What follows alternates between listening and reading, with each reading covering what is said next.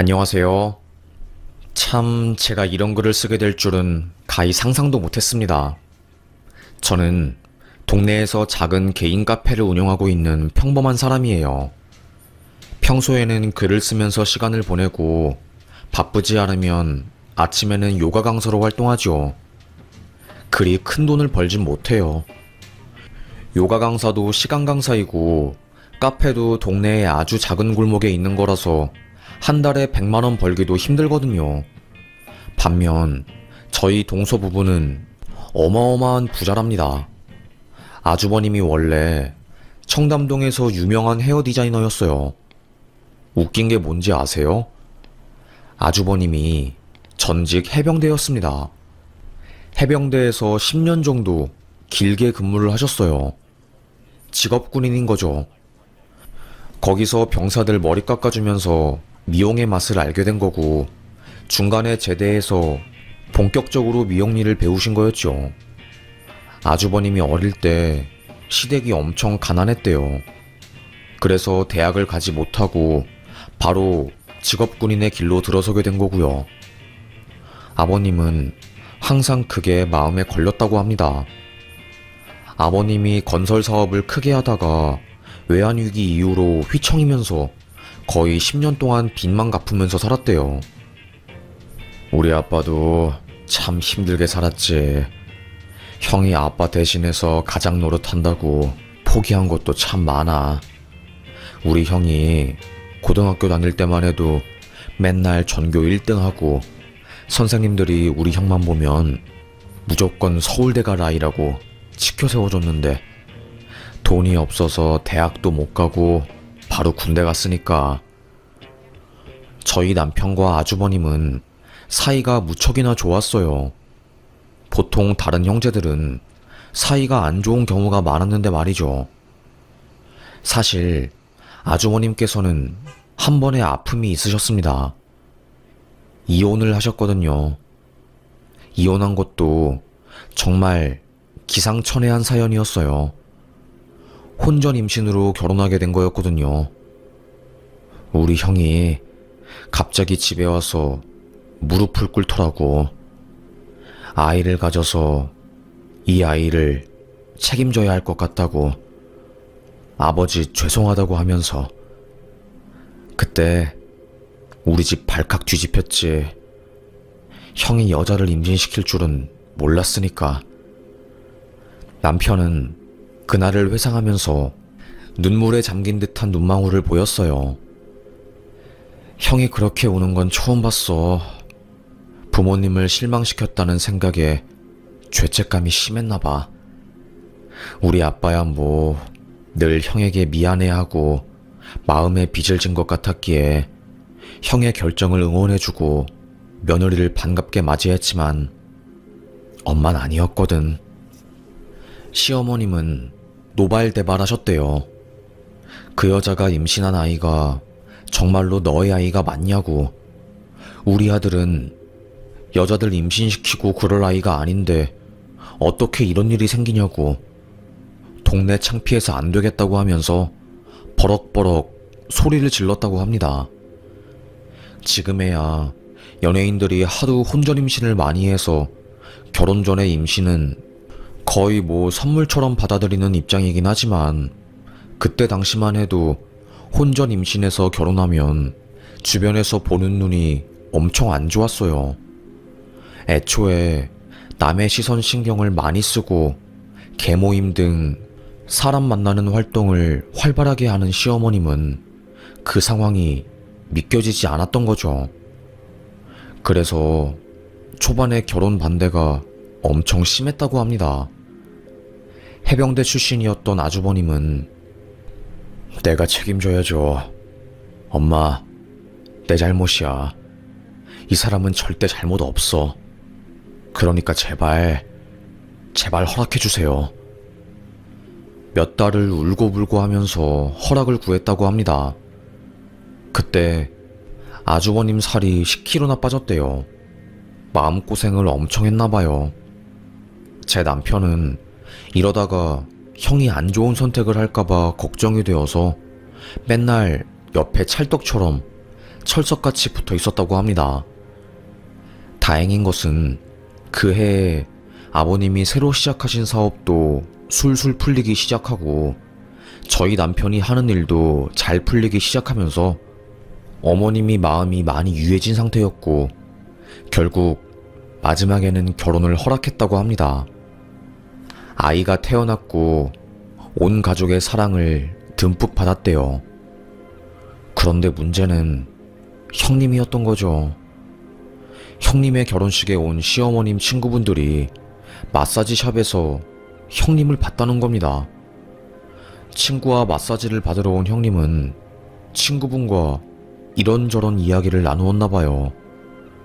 그런데 그 이야기가 보통 이야기가 아니었다고 하더라고요. 저번에 그 회장님 봤어? 양주 30만원짜리 10병 사서 돌리고 방 잡아서 그날 돈 전부 뿌렸잖아. 나는 100만원 먹었어. 진짜? 대박이다. 나도 결혼만 안 했으면 거기 가서 돈 잡았을 텐데. 에휴, 요즘에는 애 키우는 것도 지겹고 착한 척 하는 것도 나답지 않아서 미치겠다. 차라리 너네랑 같이 물장사 하던 때가 행복했지. 물장사는 술집 장사를 뜻하는 거고 회장님은 술집 여자들에게 스폰을 해주는 스폰서를 의미하는 거였대요. 옆칸에서 마사지를 받고 있던 시어머님 친구들이 그 이야기를 듣고 깜짝 놀래서 탈의실에서 그 여자 얼굴을 확인한 거였답니다. 그런데 그 여자가 저의 형님이었던 거죠. 어머님 친구들은 어머님한테 바로 달려가서 큰일 났어 정말. 이걸 어쩌면 좋아? 우리가 자주 가는 신사역 마사지샵 있지? 거기 자네 며느리가 있더라. 아유 남사스러워서 이걸 뭐라고 어떻게 말해야 할지. 아 왜? 나 말 질질 끄는 거 제일 싫어하는 거 알면서 정말? 무슨 일인데? 후딱 말해봐. 그게 아니라 우리 원망하지 마. 이런 말 해줬다고? 그 큰 며느리 술집 여자인가 봐. 과거에 무슨 일 한지 알고 있어? 친구분들의 말씀을 들은 시어머님은 충격을 받고 그날 쓰러지셨고 저랑 막내 아들을 불러서 대책회의에 들어간 거였어요. 저는 조심스럽게 그러면 친자검사라도 개인적으로 진행해보시는 게 어떠세요? 어머님 머리카락이랑 손녀분 머리카락만 있으면 그래도 가능할 것 같은데. 저의 말을 들은 어머님은 유전자 검사에 대해서 알아보셨나봐요. 가까운 지인분 중에 그걸 하신 분이 있었고 그분 추천으로 한 기관에 문의를 하게 된 거죠. 어머님은 손녀 머리카락 그리고 면봉에 묻힌 혀 안의 세포들을 가지고 유전자 검사를 실행하게 되었고 결과는 충격 그 자체였습니다. 불일치가 떴어요. 불일치요. 그러니까 아주버님의 아이가 아니었던 겁니다. 혼전 임신으로 남들이 반대하는 결혼을 하고 와이프와 아이를 책임지려고 수많은 기회들을 포기한 아주버님은 낙동강 오리알 신세가 되었습니다. 이 사실을 어떻게 전해야 할지 몰랐어요. 한참을 망설이다가 제가 용기를 내서 아주버님에게 따로 이야기를 했습니다. 이걸 어떻게 말해야 할지 모르겠는데 아주버님, 품 안에 넣어둔 친자검사 결과지를 아주버님에게 건넸습니다. 이게 뭐냐는 눈빛으로 저를 쳐다보다가 주섬주섬 봉투를 열어본 아주버님은 그 자리에서 쓰러지셨어요. 공황장애가 오신 거였죠. 119를 부르고 난리도 아니었답니다. 겨우 진정을 한 아주버님은 한 달 동안 먹지도 못하고 마시지도 못했어요. 병원 의사는 정신적으로 무척이나 힘든 상태이십니다. 당분간은 절대적인 안정을 취하셔야 하기 때문에 병원 입원을 강력하게 권해드립니다. 정신병원에 계속 입원해 있었습니다. 형님은 도망갔어요. 시어머님이 며느리한테 가서 따지니까 궁지에 몰린 쥐처럼 도망을 가더라고요. 자기는 모르는 일이라고 하면서요. 분통이 터진 어머님이 탐정을 붙여서 뒷조사를 했고 과거를 알게 된 거죠. 강남부터 시작해서 압구정에 있는 술집에서 술을 따르며 돈을 벌었던 여자라는 것을요. 가끔씩 2차도 나가고 회장님들 물어서 지원도 받았나 봐요. 그러다가 아이를 임신하게 되고 애 아빠가 누군지 모르게 되니까 순박하고 착한 저희 아주버님을 꼬셔서 네 아이 가졌다고 이야기를 한 겁니다. 아주버님은 그 당시 청담동에서 잘 나가는 헤어 디자이너였고 적어도 월 1,000은 벌어가는 사람이었으니까요. 그 여자 때문에 아주버님 인생이 파탄나게 되었고요. 그 여자는 배째라는 식으로 나왔어요. 아이를 고아원에 버리라고 나는 못 키운다면서요. 이혼은 하겠지만 아이는 데리고 가지 않겠다는 거였습니다. 하지만 저희 가족, 시댁 식구들은 이미 소원이한테 정이 든 상황이었습니다. 소원이는 비록 우리 핏줄이 아니긴 하지만 너무나도 사랑스럽고 애교도 많고 순수하고 착한 아이였거든요. 소원이 덕분에 시댁 식구들이 더 많이 웃고 행복했으니까요. 결국 아주버님은 자기 아이가 아닌 아이를 책임지기로 결정하게 되었습니다. 시모는 그것 때문에 참 많이 울었어요. 귀하게 키운 아들이 너무나도 힘든 일을 겪었고 또 친손주가 아닌 손주를 받아들여야 하는 현실이 너무나도 힘들었나 봅니다. 거의 온 가족이 같이 정신병원에 가서 상담 치료를 받고 약을 먹어야 할 정도였죠. 그렇게 버티다 보니까 저희 가족은 더더욱 돈독해졌고요. 아주버님은 여자한테 크게 데인 상처 때문에 거의 아무도 만나지 않았어요. 쉬는 날이면 아버님 일을 도와드리고 딸이랑 함께 재밌는 곳 놀러 다니면서 살았고요. 그러다가 아주버님에게도 새로운 사랑이 찾아온 거였습니다. 같이 일하는 미용실 스텝이었나봐요. 23살이라는 어린 나이에 이혼을 하게 되었고 돌싱이라는 공통점으로 무척이나 많은 공감대를 형성했대요. 서로에게 스며들듯이 가까워지게 되었고 주말에는 소원이와 함께 셋이서 벚꽃 여행이나 속초 당일치기 바다 여행 등등을 다니면서 마치 가족처럼 지냈다고 합니다. 하지만 남녀 사이에 친구는 없다잖아요. 아주버님도 마찬가지였죠. 결국 연인 관계로 발전하게 되었고 천천히 지켜보다가 마음을 열게 된 아주버님이 먼저 고백을 했습니다. 결혼하자고요. 저희 가족 전부 걱정했어요. 특히나 제가 걱정을 많이 했죠. 하지만 남편이 저한테 그러더라고요. 형의 선택을 존중해주자. 그 누구보다 여자 때문에 상처받은 사람이니까 정말로 신중하게 결정했을 거야. 나는 형을 믿어. 두 번째 결혼식은 식을 울리지 않았습니다. 아무래도 재혼이다 보니까 부담이 컸나 봐요. 저에게는 두 번째 큰 동서이죠. 형님은 너무나도 좋은 사람이었습니다. 참 사람이 따뜻했어요. 본인 친딸이 아닌데도 불구하고 마치 친딸처럼 아이를 챙겨주고 아이에게 무한한 사랑을 쏟아주더라고요. 그런 걸 보면 참 대단하다는 생각이 들었습니다. 만약에 나라면 저렇게 내 아이가 아닌 아이를 품을 수 있을까? 하고요. 형님의 존재는 온 가족에게 축복이었습니다. 어머님도 우리 큰며느리 덕에 이제 마음속에 큰 걱정이 사라진 것 같아. 늘 큰아들이 내게는 아픈 손가락이었는데 정말. 아니에요, 어머님. 제가 더 복받은 거죠. 이렇게 좋은 시댁에 식구로 함께 할 수 있어서 얼마나 좋은지 몰라요.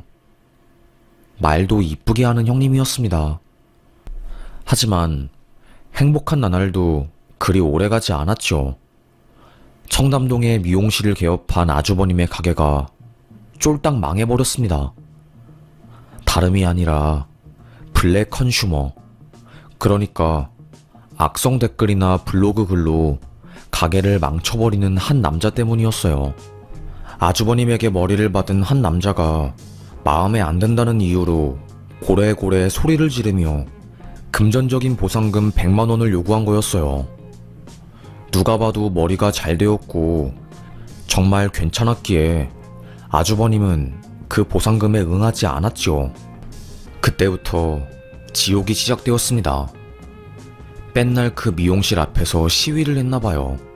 거지 같은 실력으로 사람 머리 망치는 미용실은 당장 철회하라!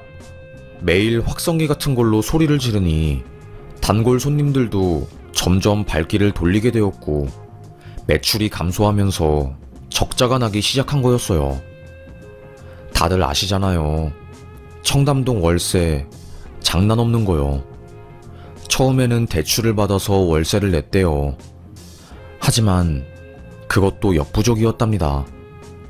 어마어마한 대출을 감당하지 못한 아주버님은 결국 쓰러지셨어요. 뇌출혈이었습니다. 전두엽이 크게 손상되었고 그 때문에 미용실 문도 닫게 된 거였죠. 빚은 빚대로 있고 아주버님은 쓰러지시고 동서에게는 차마 말로 다 할 수 없는 엄청난 시련이 닥치게 된 거였죠. 맨날 울었습니다. 저는 큰 동서가 걱정이 되어서 매일 집으로 찾아가 함께 있어주고 위로해 주었어요. 하지만 형님은 꽤나 강한 사람이었죠. 나 마음 먹었어. 이렇게 맨날 운다고 해서 해결되는 일은 하나도 없고 나라도 굳건하게 버텨야지. 안 그래? 만약에 제가 형님 상황이었으면 도망쳤을 것 같았어요. 남편도 쓰러지고 내 친자식도 아닌 아이를 감당해야 했으니까요. 그래도 저희 가족은 1년이면 아주버님이 일어날 수 있을 줄 알았어요. 하지만 1년, 2년이 되어도 아주버님은 일어나지 못했습니다. 생각보다 심한 뇌손상, 그리고 정신적인 충격으로 인해서 일부러 몸이 자꾸 코마 상태로 돌아가려고 한다고 하더라고요. 저희 부부야 초반에는 신경을 써주었지만 저희 가족도 나름의 삶이 있고 일하느라 바빠서 점점 신경을 써주지 못했어요. 어머님도 그 당시에는 유방암 투병 중이라서 병원에 왔다 갔다 하느라 첫째 아들에게 신경 써주지 못했고요. 그러다가 어머님도 돌아가시게 된 거였습니다. 참, 그때도 형님은 저희 가족을 위해서 많이 노력해 주었어요. 장례식 과정을 전부 다 책임지고 이끌어 갔으니까요. 수의복부터 시작해서 장지 위치까지 전부 발로 뛰며 알아보셨습니다. 그래서 아버님이 형님에게 크게 마음을 의지하셨어요. 정말 우리 큰 며느리 덕분에 장례를 잘 치를 수 있었네. 와이프는 분명히 좋은 곳으로 갔을 거야. 우리 며느리. 아버님은 형님 앞에서 대성통곡을 하셨습니다. 사실 시아버지가 며느리 앞에서 눈물을 흘리는 게 흔한 일은 아니잖아요. 그만큼 형님은 저희 가족에게 신뢰를 많이 주고 그만큼 저희 가족도 형님을 철석같이 믿었어요. 몇 년이 흘렀고 아버님은 환갑을 맞이하시게 되었습니다. 너무 바빠서 환갑잔치를 치르지 못했어요. 형님은 그게 계속 마음에 남았나 봐요. 어느 날 갑자기 온 가족이 다 모였을 때 말을 꺼내더라고요. 아버님 환갑날 반반한 명품 지갑 하나 못 해드리고 그게 너무 마음에 남아요. 이번에 특가로 동남아 여행이 싸게 올라왔는데 아버님 모시고 여행 가고 싶어요. 어떠세요? 아유, 이 나이에 여행은 무슨. 늙은이는 그냥 집구석이 제일 좋지 뭐. 난 괜찮다. 아니에요, 아버님. 요즘은 나이 드신 분들이 더 외국으로 많이 놀러 다니세요. 지금이 사는 동안 제일 젊은 나이니까 부지런히 놀러 다니셔야죠. 그 말에 아버님은 조금 마음이 흔들리는 듯 했어요. 형님의 추진력 덕분에 아버님은 뒤늦은 환갑 여행을 가게 되었습니다. 거기서 사단이 벌어질 줄은 가히 상상도 못했네요. 동남아 여행을 3주 정도 계획했어요. 저랑 남편이 형님과 아버님을 공항까지 바래다 주었습니다. 소원이는 우리가 잘 돌보고 있을 테니까 걱정하지 말고 행복하게 잘 다녀오셔요. 아버님도 건강 잘 챙기면서 많이 보고 많이 먹고 오세요. 그래, 고맙다. 내가 아주 우리 큰며느리 덕분에 이 나이에 비행기도 타보는구나. 그게 아버님의 마지막 목소리였습니다. 얼마 뒤 해외에서 전화가 걸려왔어요. 형님이었습니다. 어떡해? 아버님이 사라졌어. 형님, 그게 무슨 말씀이세요? 아버님이 사라지시다니요. 그 무슨 말도 안 되는 이야기를 하시는 거예요. 울부짖으며 큰일 났다며 말을 못 잇더라고요. 저는 당황해서 전화기를 남편에게 넘겨주었습니다. 아니 무슨 일이에요? 아빠가 사라지다니요. 형님은 아버님을 모시고 동남아 자유여행을 갔대요. 조금 특별한 경험을 시켜주고 싶어서 관광지가 아닌 시골 쪽으로 향하기 위해서 돈을 지불하고 배를 탔다고 합니다. 그런데 그 배를 타자마자 거기 현지인들이 배에서 형님을 내리게 했대요. 좌석이 없다는 이유로요. 그래서 형님 혼자 다른 배를 탄 뒤에 아버님을 따라가려고 했는데 거기서 아버님과 연락이 끊긴 거였답니다. 혼자서 아버님을 찾다가 안 되겠다 싶었던 형님은 현지 공안에게 신고를 했고요. 공안이 말하길 그 지역은 IS와 밀접한 구역이라서 현지인들도 쉽게 못 들어가는 곳인데 왜 갔냐고 하면서 버럭 소리를 지르고 장인애들은 못 찾는다고 했대요. 거기 들어간 사람들 중에 살아서 돌아온 사람 없고 시신도 찾기 힘들다고 하면서요. 혼자 힘으로 해결하려고 하다가 되려 일만 더 커진 거였죠. 저는 이해가 안 되었습니다. 안 그래도 동남아 쪽은 치안이 안 좋기로 유명한데 왜 굳이 관광지가 아닌 곳을 데리고 가서 일을 벌인 건지 화가 났어요. 아니 왜 그런 위험한 짓을 했어요?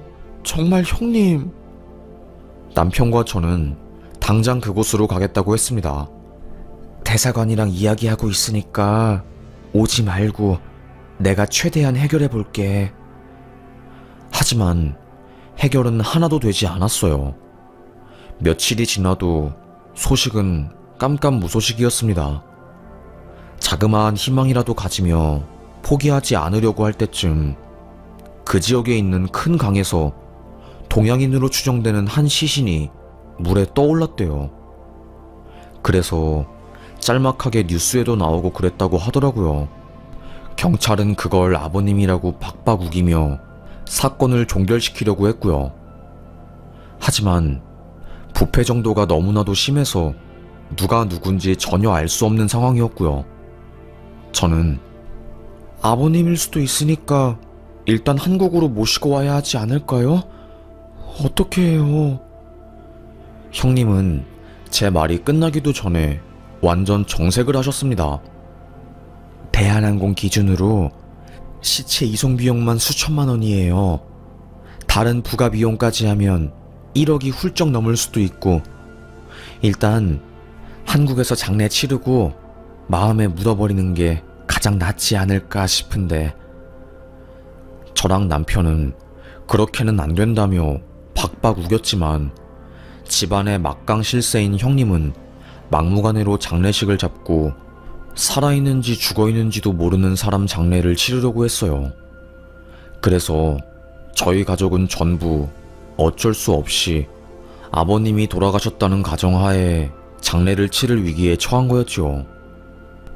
그런데 역대급 반전이 벌어진 거였습니다.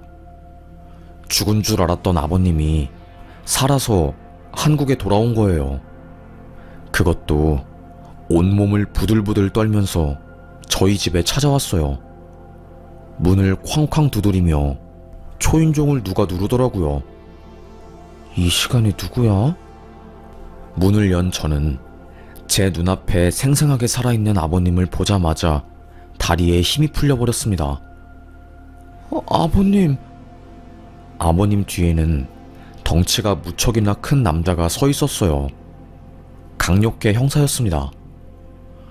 도대체가 어떻게 된 일인지 물었어요.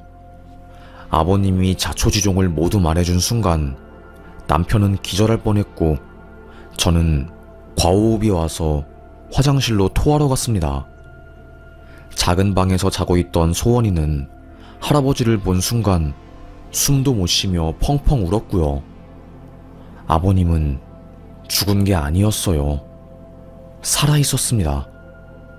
알고 보니 형님이 효도 여행을 핑계로 동남아로 아버님을 데리고 가서 거기 현지 사람에게 돈을 쥐어주고 사람을 처리하려고 했던 거였어요. 내가 배를 탄 순간 거기 현지인들이 내 입을 확 막더라고. 뭔 약물을 묻힌 건지 잠이 홀라당 들어버렸어. 눈을 뜨니까 내 주변에 한국인은 아무도 없고 며느리도 보이지 않더라. 코피노로 추정되는 한국말을 할 줄 아는 애가 나를 마구잡이로 때리기 시작했고 그때 이상함을 느낀 거지. 아버님은 배에 탄 순간 납치가 되었던 거예요. 현지 킬러들에게요. 맞아 죽기 직전 아버님은 파란 색깔 깃발 같은 걸 봤나 봅니다. 알고 보니 아버님이 끌려간 곳이 수십 년 전 베트남 전쟁을 하러 갔을 때 파병 갔던 지역이었던 거예요. 베트남 사람들을 위해서 전쟁을 치르고 왼쪽 허벅지에 부상까지 입은 아버님은 바지를 걷어올려 그 사람들에게 말했다고 합니다. 내가 베트남을 위해서 이 몸을 불사질렀는데 어떻게 이럴 수가 있어? 고래고래 소리를 질렀다고 하네요. 그런데 참 사람 인연이라는 게 무섭네요. 아버님을 죽이려는 킬러 집단 중에 우두머리가 아버님을 알아본 거였어요. 아버님이 파병을 갔을 때 살려준 한 청년이 있었는데 그 청년이 아버님을 죽이려는 집단의 우두머리였던 겁니다. 평야지대 투이호아에서 해풍작전을 펼치고 꽝우아이 성에서 매복작전을 하면서 베트남 마을 사람들을 지켰던 아버님을 그 청년이 잊을 수 없었던 거죠. 거기 코피노아이가 말을 전해주면서 그 우두머리가 고민을 하다가 아버님을 죽이지 않았대요. 그곳에서의 생활은 마치 지옥 같았다고 합니다. 밥 먹는 것도 힘들었고 언제 죽일지 모른다는 공포 때문에 잠도 못 잤대요. 그러다가 그 우두머리가 코피노 아이를 시켜서 아버님을 다시 배에 태워 민간지옥으로 보내줬고 아버님은 죽자 살자 이를 악물고 달렸다고 합니다. 관광지대로 넘어와서 한인교회에 들어갔고 목사에게 울면서 빌었대요. 나 한국 좀 돌아가게 해달라고 하면서요. 이미 그 지역 공안들은 뇌물 먹은 사람들이 많아서 자기 존재를 알게 되면 죽이려고 할 수도 있다고 하면서요. 거의 007 작전이었대요. 한인들이 아버님을 도와줘서 대사관까지 가게 되었고 대사관 직원의 도움으로 긴급 여권을 발행해서 아버님이 한국행 비행기를 탈 수 있었던 거고요. 소식을 받은 한국 형사가 공항에 아버님을 데리러 왔고요. 간단한 조사가 끝난 뒤 병원으로 가기 전에 저희 집에 들러서 자초지종을 설명한 거였어요. 정말 이 믿기지 않는 이야기를 듣자마자 저는 참을 수 없는 분노가 치솟았습니다. 아버님은 대학병원에 입원을 하게 되었고 절대 안정을 취했고요. 경찰 조사가 시작되자 엄청난 진실이 드러나게 되었네요. 아버님 앞으로 사망보험금이 크게 걸려 있었더라고요. 아버님이 죽으면 받게 될 보험금만 10억이 넘었습니다. 그 돈을 전부 형님이 내고 있었던 거예요. 저희 부부는 전혀 모르고 있었던 내용이었죠. 경찰들은 보험금 때문에 이런 짓을 벌인 것 같네요. 보통은 친자식이 이런 짓을 벌이는데 믿기지 않겠지만 이런 일들이 종종 일어나고 있습니다. 알고 보니 아주버님은 이미 아픈 상태라서 아주버님 앞으로 사망보험금을 들 수가 없었대요. 시숙이 죽을 때까지 시간이 좀 걸리니 당장 급한 금전적인 문제를 해결하기 위해서 형님은 치밀한 계획을 짠 거였죠. 에휴, 이게 말이 되나요? 하여튼 간에 명확한 증거를 찾아낸 경찰은 구속영장을 발부하였고 형님은 영장이 떨어져서 구속수사를 받게 되었습니다. 2000년대 초반에 이 사건 관련해서 기사도 몇 개 났었어요. 친족살인은 가중처벌이 되니까 검찰 출입 기자들도 관심을 가졌죠. 결국 나중에 가서는 형님이 자백을 하더라고요. 몇 년 동안 남편 돌보고 친자식도 아닌 아이를 챙기다 보니까 현실적으로 너무 힘들었고 이렇게는 못 살겠다는 마음에 돈을 마련해서 해외로 가서 혼자 살려고 했답니다. 그 마음이 이해가 안 되는 건 아니지만 그래도 이건 아니었어요. 마음 착한 아버님은 누워있는 남편의 친자식도 아닌 딸내미 혼자서 감당하느라 힘들었겠지. 집안의 대소사를 혼자 다 책임졌으니 큰며느리가 이렇게 변하게 된 것은 내 탓도 있다. 라며 처벌을 원치 않는다는 탄원서를 제출했습니다. 저는 아버님, 아무리 그래도 그렇죠. 이건 아니에요. 말렸습니다. 다행인 것은 탄원서에도 불구하고 재판부에서는 이 일을 아주 심각하게 받아들였어요. 처음 1심 검사도 무기징역을 구형했고요. 1심 판결도 무기징역이 나왔습니다. 우발적인 살인도 아니고 계획살인에 친족 관련한 범죄여서요.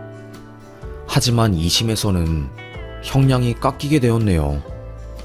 인명경시라고 친족 간 살인일 때 형량이 더 가중되는 판결은 2013년부터 강해지게 되었어요. 이 사건이 2000년대 초반 사건이었으니까요. 그래서 2심에서 무기징역에서 징역 20년 이상으로 팍 깎이게 되었습니다. 저는 당연히 무기징역이 선고되고 항소가 기각될 줄 알았는데 아니었네요. 참, 아무래도 법은 가해자한테 유리한 것 같습니다. 법 공부를 해보니 살인죄 700여 건 중에 단 10여 건 이상만이 무기징역 판결을 받더라고요. 무기징역 판결 확정을 받는 것은 쉬운 일이 아니었습니다. 지금 동서는 10년 이상 형을 채운 상태예요. 얼마 전에 들어보니 암에 걸려서 교도소와 연결된 병원에서 치료를 받고 있다고는 하는데 상태가 오늘 내일 한다고 합니다. 이런 말 하면 안 되지만 출소 전에 암으로 세상을 뜰 것 같아요. 그나마 다행인 것은 아주버님이 일어나게 되었다는 겁니다. 언어치료와 물리치료를 집중적으로 받게 된 이후부터 조금씩 사람들과 대화도 가능하게 되었고 지금은 작은 일을 하면서 돈을 벌고 있네요. 알고 보니 형님은 아주머님 치료도 게을리했다고 하더라고요. 오히려 빨리 상태가 악화될 수 있는 쪽으로 행동했다고 합니다. 참 돈 앞에서는 아무리 착해 보였던 사람도 눈 돌아가는 것 같아요. 그날 이후로 참 많은 세월이 지났지만 여전히 사건 관련한 단어가 TV에서 나오면 저희 가족은 심장이 철렁합니다. 아무래도 너무나도 큰 일을 겪어서 그런지 여전히 트라우마에 대한 트리거는 계속 남아있는 것 같아요.